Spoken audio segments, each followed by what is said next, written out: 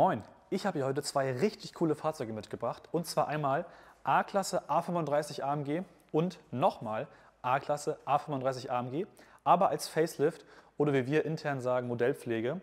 Ich werde heute mal die Unterschiede aufzeigen vom Exterieur, vom Interieur, was ist alles neu, weil da gibt es einige Neuerungen. Und ich würde sagen, wir legen direkt los. Starten wir erstmal mit der Front der A-Klasse Facelift. Auf den ersten Blick finde ich, wenn ich mal so ein bisschen weggehe, sehen die beiden Autos relativ ähnlich aus sogar. Es fällt auf den ersten Blick nicht auf, dass es hier unbedingt eine neue A-Klasse ist, vielleicht am Kühlergrill, aber ansonsten denkt man, ja, ist ja eigentlich das gleiche Modell. Aber im Endeffekt ist eigentlich alles anders, wenn man sich es mal genau anschaut bei der A-Klasse hier jetzt. Natürlich, was ans Auge sticht, wie schon gesagt, der AMG-spezifische Kühlergrill, den wir hier eingebaut haben, den kennen wir normalerweise aus dem A45, jetzt hier auch beim A35. Und was auch gleich ins Auge sticht, sind die neuen Lufteinlässe. Die sind nämlich jetzt hier noch weiter rumgezogen, sage ich mal. Und was auffällt, wenn man so ein bisschen zur Seite kommt, dann sieht man, dass die hier durchgehen und dass hier eben dieser Luftauslass fehlt. Genau, hier ist eben nichts mehr, sondern es geht einfach hier durch. Bei der A-Klasse ohne Facelift oder das Vorgängermodell haben wir hier eben noch den Luftauslass, der quasi hier auch durchgeht.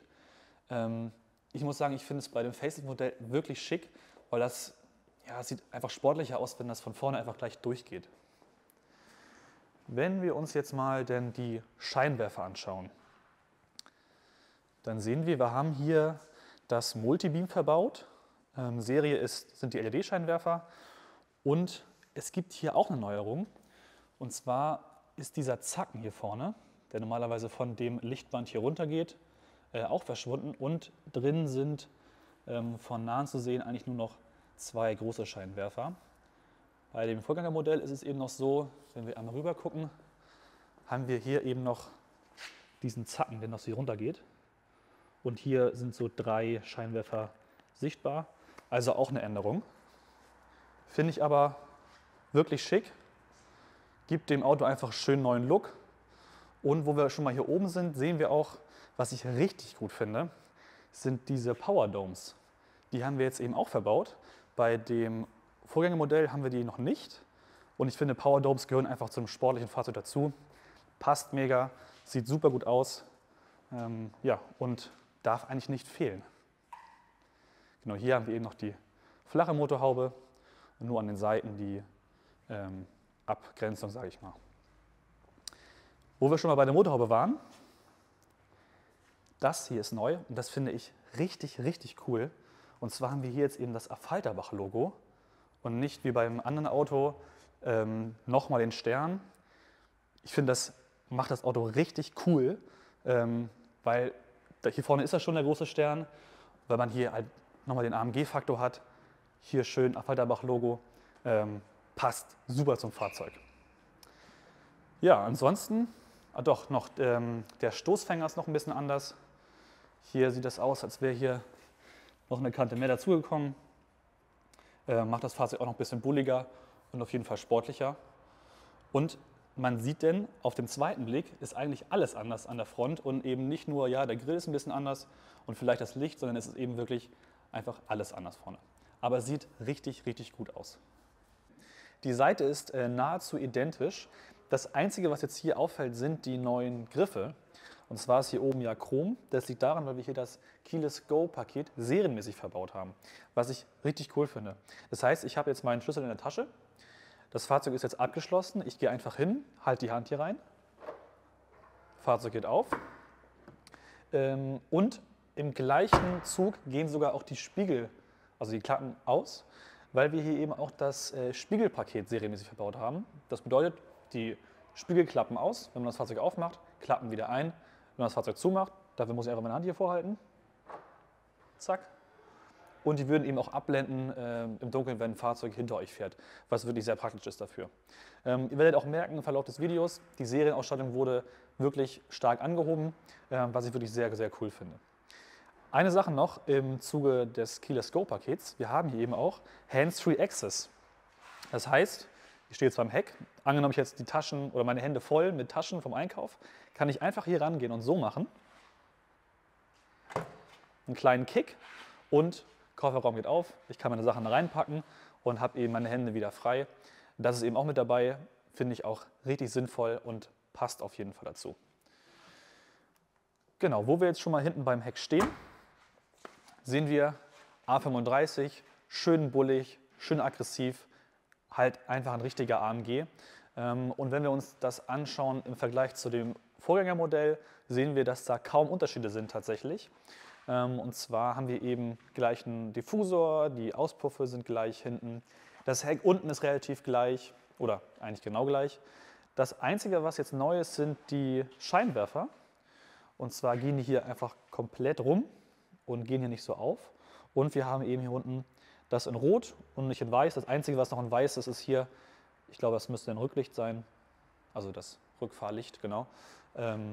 Und das ist hier eben so, dass wir hier eben auch eine ganze Leiste haben für den Blinker, meine ich. Und wir haben eben hier das Lichtband, was hier unten, hier oben noch so aufgeht. Und im gleichen Zuge haben wir sogar noch die Rückfahrkamera, die ist ja hier unter, auch serienmäßig verbaut. Auch wirklich sehr sinnvoll, also die haben sich schon gute Sachen überlegt für die Serie. Passt alles und sieht einfach super aus. Noch eine Sache zum Kofferraum. Und zwar haben wir hier auch 420 Liter Kofferraumvolumen. Und was vielleicht gar nicht jeder weiß, wir haben hier oben diese Griffe und wir können damit die Fondsitze lösen und können die auch umklappen. Vielleicht wissen es gar nicht so viele, dass man das auch in der Limousine machen kann. Auch sehr sinnvoll und gehört dazu. Und ich würde sagen, wir gehen mal ins Interieur. So, willkommen im Interieur der neuen A-Klasse. Was auf jeden Fall als erstes in den Blick gerät, ist das Lenkrad. Das neue Lenkrad mit den doppelten Speichen, sage ich mal hier, und den Kippschaltern hier unten. Dieses Lenkrad ist übrigens Serie, also das AMG Performance Lenkrad ist Serie, was ich richtig cool finde, weil gerade diese Schalter hier unten gehören einfach zu einem AMG dazu. Was auch noch Serie ist, sind die beiden Bildschirme hier oben, die sind jetzt mit 10,2 Zoll auch serienmäßig verbaut und wir haben eben nicht mehr die kleinen Bildschirme verbaut. Was jetzt hier in der Mitte neu ist, ist einmal, das könnt ihr mal in die Kommentare schreiben, wie ihr das findet. Ich persönlich finde dieses neue Design hier in der Mitte nicht so schön. Wir haben hier eben den Dynamic-Knopf, der ist größer geworden und unsere Lautstärke und unsere Kamera. Aber unser Touchpad fehlt jetzt hier. Das heißt, es ist nur noch eine reine Ablage geworden. Und ich persönlich habe immer gerne mit dem Touchpad alles gesteuert. Ist jetzt leider rausgefallen, finde ich persönlich sehr schade. Aber schreibt mir gerne in die Kommentare, wie ihr das findet. Man kann natürlich sagen, jetzt hat man hier mehr Stauraum, sieht aufgeräumter aus, ja. Aber ich würde es dann, glaube ich, doch vermissen. Was wir hier noch haben, das kennt man aber auch schon, ist klassisch hier das kabellose Laden. Das ist übrigens jetzt auch serienmäßig verbaut. Ja, und ich würde mal sagen, ich würde den Wagen einmal anmachen. Und dann sehen wir hier auch gleich auf den Tasten vom AMG Lenkrad zwei Animationen, was sehr cool aussieht.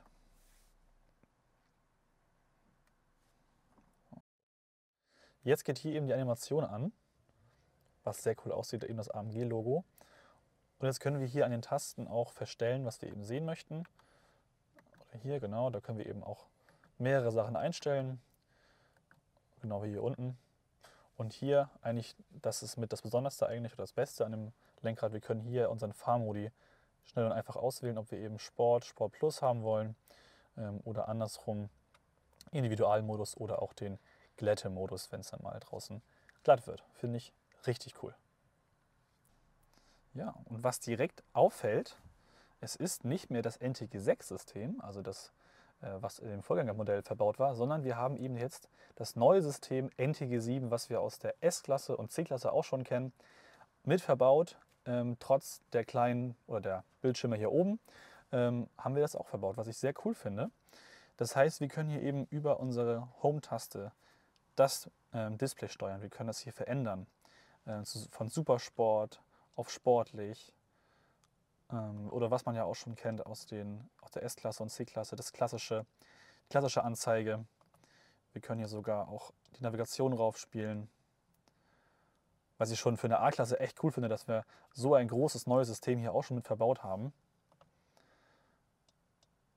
Genau, hätten wir jetzt noch ein Head-Up-Display, könnten wir auch nach oben wischen und das da einstellen. Ich persönlich finde Super Sport bei so einem AMG immer passend.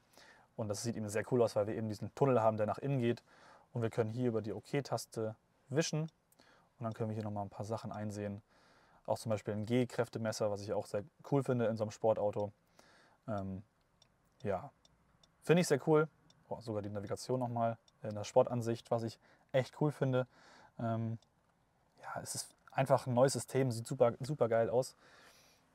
Hier in der Mitte sieht es eigentlich ähnlich aus wie in dem Vorgängermodell. Wir haben hier eben unsere klassische Menüleiste mit Navigation, Radio, Telefon, aber eben alles in der NTG 7 Optik. Und wir haben hier sogar erstmalig Apple CarPlay kabellos, was mich beim Vorgängermodell wirklich gestört hat, weil immer das Handy geladen worden ist, wenn man Apple CarPlay verwendet hat. Und hier eben auch wie eine S- und C-Klasse auch kabellos. Wenn ich jetzt mal die Navigation aufmache, haben wir hier auch, es sieht irgendwie aufgeräumter aus, weil irgendwie weniger zu sehen ist als bei dem Vorgängermodell.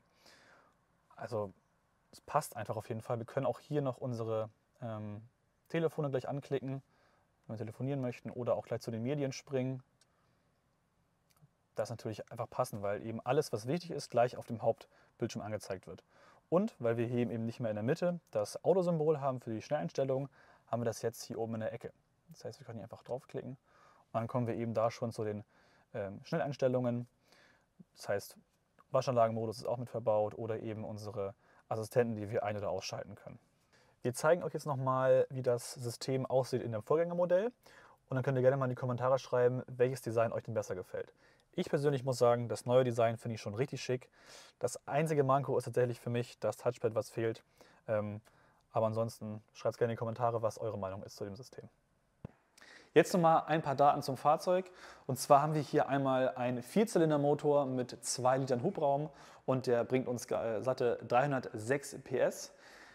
Zwei Sachen noch, es gibt das Facelift jetzt auch mit jedem Modell der A-Klasse, also auch jedem Benziner und jedem Diesel, außer dem A45. Da hat es sozusagen nur der A45S geschafft, als Facelift nochmal rauszukommen. Aber es gibt eben sonst alle Modelle, was ich sehr cool finde. Und noch eine Sache zu den neuen Modellen, es gibt die neuen Modelle nur noch mit Automatikgetriebe. Ja, das waren jetzt mal alle Unterschiede von dem Fahrzeug, alle Neuerungen von dem Fahrzeug. Und ich würde sagen, ich freue mich auf den Fahrbericht, wenn wir irgendwann dann fahren können und dürfen. Und ansonsten lasst gerne ein Like und ein Abo da. Bis zum nächsten Mal. Ciao.